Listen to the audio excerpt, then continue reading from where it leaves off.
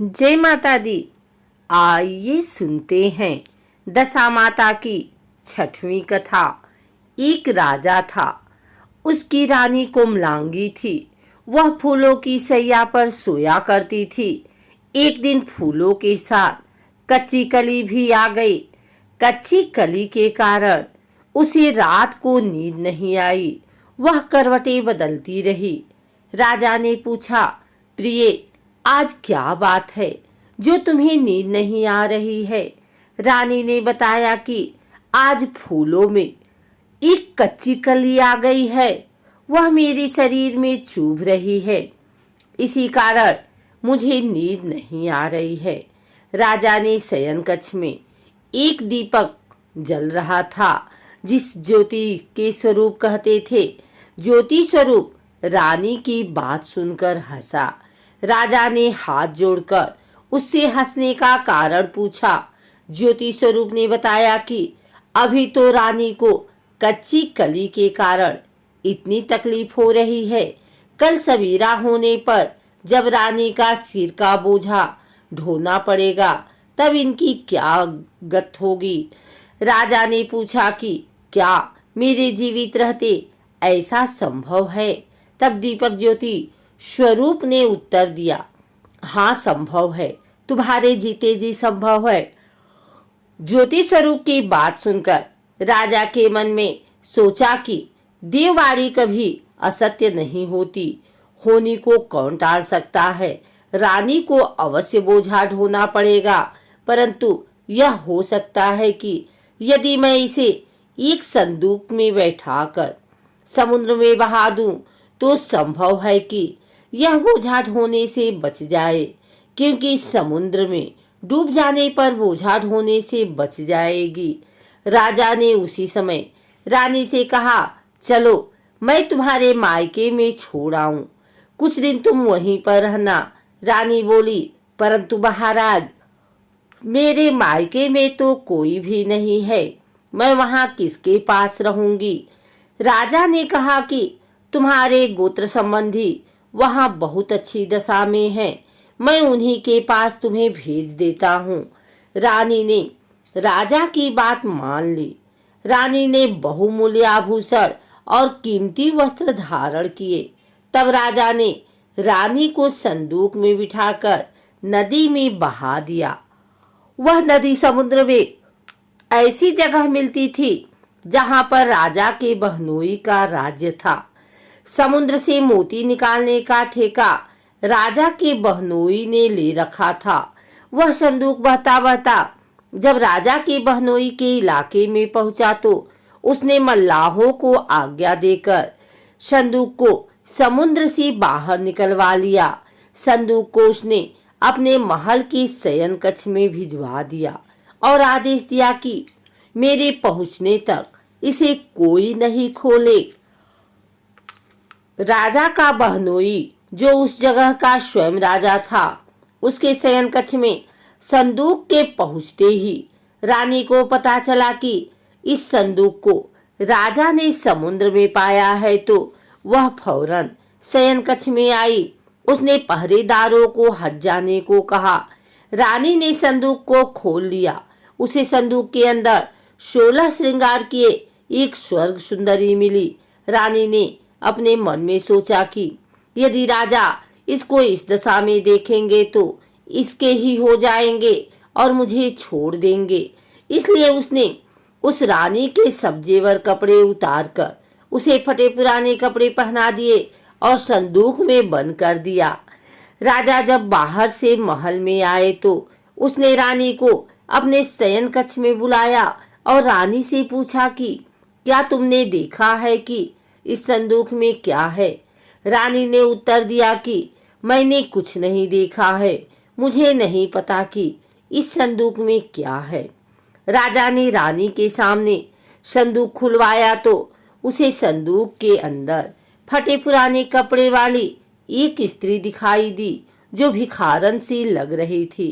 रानी ने कहा, यह कोई भिखारन लग रही है, इसको कारखाने में भिजवा दिया जाए, वह लकड़ी ढोकर अपना जीवन निर्वाह करती रहेगी। राजा ने रानी के कहे अनुसार उसे कारखाने में भिजवा दिया।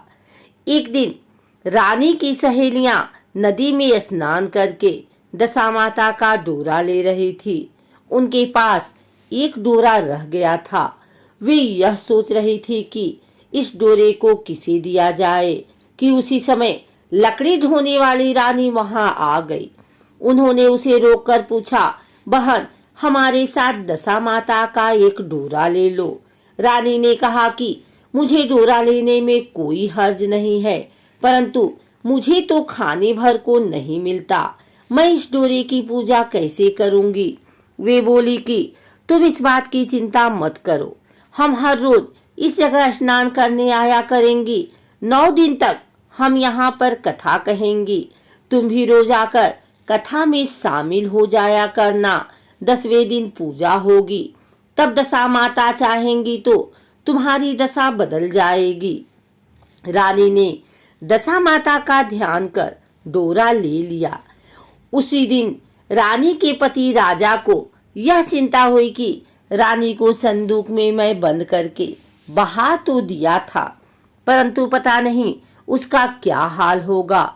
उसकी खोज खबर लेने के लिए राजा एक नौका पर बैठकर नदी की यात्रा करता हुआ अपने बहनोई के यहाँ पहुंचा। संध्या के समय वह अपनी बहन से बोला, मेरे हाथ पैरों में बहुत दर्द हो रहा है, किसी दबाने वाले को बुलाओ। तब उसकी बहन ने लकड़ी धोने वाली भिखारिन को बुलाकर लाने की आज्ञा दी। उसे कहा, आज रात तुम मेरे भाई के पैर दबा दो। वह बड़े संकोच में पड़ गई। अपने मन में सोचने लगी, आज तक मैंने किसी पुरुष को छुआ तक नहीं। रानी अपने भाई के पैर दबाने के लिए उस पर जोर डाल रही थी, इसलिए लाचार होकर उसने हाँ कर दी। राजा के पैर दबाते दबाते रानी को उसके पांव में पद्म दिखाई पड़ा। रानी चुपचाप रोने लगी। उसके आंसू राजा के पैरों पर टपक पड़ा। राजा ने उससे पूछा, तुम क्यों रो रही हो? तुम अपना भेद मुझे बताओ, मेरे द्वारा तुमको कोई हानि नहीं होगी। रानी बोली कि जैसा पद्म आपके पैर में है, वैसा ही पद्म मेरे पति के पैर में भी था। पहले के दिनों की याद आ जाने पर मुझे रोना आ गया। राजा ने उसे पहचान लिया। राजा बोला, मैं समझ गया, अब तुम्हें पैर दबाने की जरूरत नहीं। तुम्हारे भाग्य में जो लिखा था वह तुम्हें भोगना ही पड़ा। मैंने उसे टालने के लिए जो उपाय किया था उसका नतीजा उल्टा ही निकला। तुम्हें मेरे जीते जी लकड़ियां ढोनी पड़ी। सवेरा हुआ, परंतु अतिथि राजा सोकर नहीं उठा और न पैर दबाने वाली दासी ही कमरे से बाहर निकली। राजा की बहन को चिंता होने लगी। थोड़ी देर के बाद दासी कमरे से बाहर निकली और कारखाने में काम करने चली गई। रानी ने कमरे में जाकर अपने भाई को जगाया। उसका भाई बोला, मेरी तबीयत ठीक नहीं है, मेरा सिर दर्द हो रहा है, मैं अभी आराम करना चाहता हूँ, मेरा मन भी बहुत व्याकुल हो रहा है। रानी ने पूछा कि आखिर बात क्या है, कुछ तो बताओ। राजा ने कहा, बड़े शर्म की बात है, मैंने तुम्हारी भाभी को जानबूझकर संदूक में बैठाकर तुम्हारे पास इसलिए भेजा था कि इसे यहाँ आराम से रखा जाएगा, परंतु उसी तो यहाँ लकड़ियां ढोनी पड़ रही हैं। उसके तुमने सारे गहने कपड़े उतारकर उसे रास्ते की भिखारन बना दिया। उसकी बहन बोली, मैंने उसे नहीं पहचाना। उसने दासियों को भेजकर उसे चुपचाप अपने पास बुलाया। उसके आने पर बहन ने अपने भाभी से माफी मांगी और उसके पैर पकड़ लिए। कुछ दिनों तक राजा अपने बहनोई बहन के यहाँ रहकर रानी को साथ लेकर राजधानी में लौट आया। रानी ने अपने महल में पहुंचकर सुहागिनों को न्योता भेजा। बड़ी धूमधाम से दशा माता के डोरा की पूजा की और नगर में ढिढोरा पिटवाया गया कि आज से अमीर गरीब सब दशा माता का डोरा लिया करें और श्रद्धा पूर्वक पूजा किया करें। जिसके पास पूजन पारण के लिए धन की कमी हो तो वह महल से ले जाया करे। जिस प्रकार रानी के दिन दशा माता ने फेरे, वैसे ही वह सबकी दशा को ठीक करें।